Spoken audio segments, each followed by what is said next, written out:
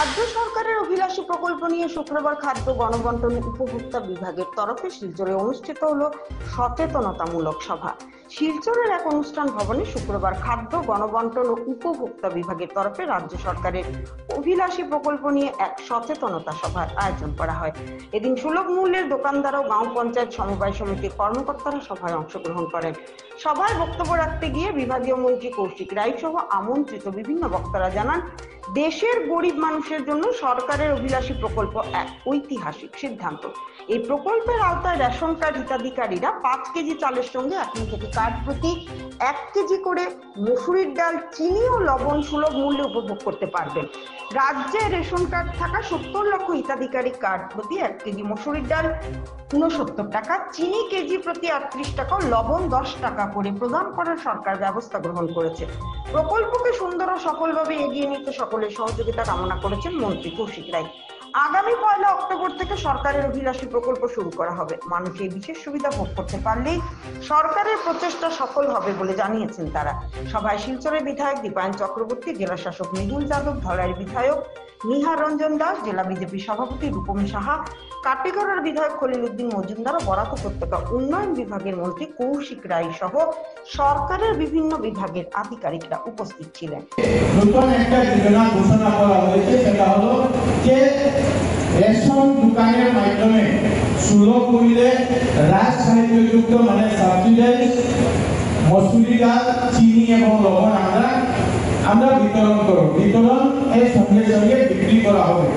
আর এটার জন্য এবারে বাজেটে মাননীয় মুখ্যমন্ত্রী মহাশয়ের নেতৃত্বে আমাদের যিনি অর্থমন্ত্রী শ্রীমতী অজন্তা নেহরু মহাশয়া, উনি সেই বাজেট যখন পেশ করেছেন সেই যোজনার বিষয়ে বিস্তারিত বলা হয়েছে।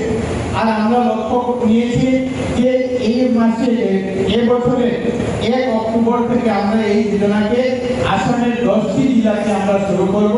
আর বাকি যে 25টি জেলা, এই 25টি জেলাকে আমরা নভেম্বর মাসের 1 তারিখ থেকে আরম্ভ করব। এই যোজনা ইমপ্লিমেন্ট করার জন্য ভারতবর্ষের কেন্দ্রীয় সরকারের যে সংস্থা আছে নাফেড, সেই নাফেডকে আমরা দায়িত্ব দিয়েছি। নাফেড এটা ইতিমধ্যে টেন্ডার করেছেন, তারা ইতিমধ্যে সেটার প্রক্রিয়া আরম্ভ করেছেন। আর নাফেডের দায়িত্ব থাকবে যে প্রত্যেক জেলায় জেলায় যে আসাম স্টেট ওয়ারহাউস কর্পোরেশনের যে গোডাউন আছে, সেই গোডাউন পর্যন্ত তারা সেটাকে পৌঁছে দেবেন। আর সেই গোডাউনে পৌঁছার পর আমরা যেভাবে প্রত্যেক কোঅপারেটিভ যেভাবে আমরা লিফটিং করি, ঠিক সেভাবে আমরা এই প্রত্যেক কোঅপারেটিভ এফপিআই থেকে যেভাবে আমরা চাল লিফটিং করি, ঠিক সেভাবে এই সামগ্রীকে আমরা আসাম স্টেট ওয়ারহাউস কর্পোরেশনের গোডাউন থেকে আমরা সেটাকে লিফট করব। আর লিফট করে আমরা প্রত্যেক মাসে যেভাবে আমরা চাউলকে সময় দিই, সেই সময়ে আমরা প্রত্যেক রেশন দোকানের কাছে আমরা এটা পৌঁছে দেব। রেশন দোকানের দায়িত্ব থাকবে যে যেভাবে আমরা 1 তারিখ থেকে 10 তারিখের মধ্যে অন্ন সেবা দিই, যে অন্ন সেবা দিনে আমরা চাল বিতরণ করি ইপোস ট্রানজ্যাকশনের মাধ্যমে, ঠিক সেভাবে আমরা চাল যেটা বিনামূল্যে চাল যেটা বন্টন করি, সেই চাল আমরা মানুষকে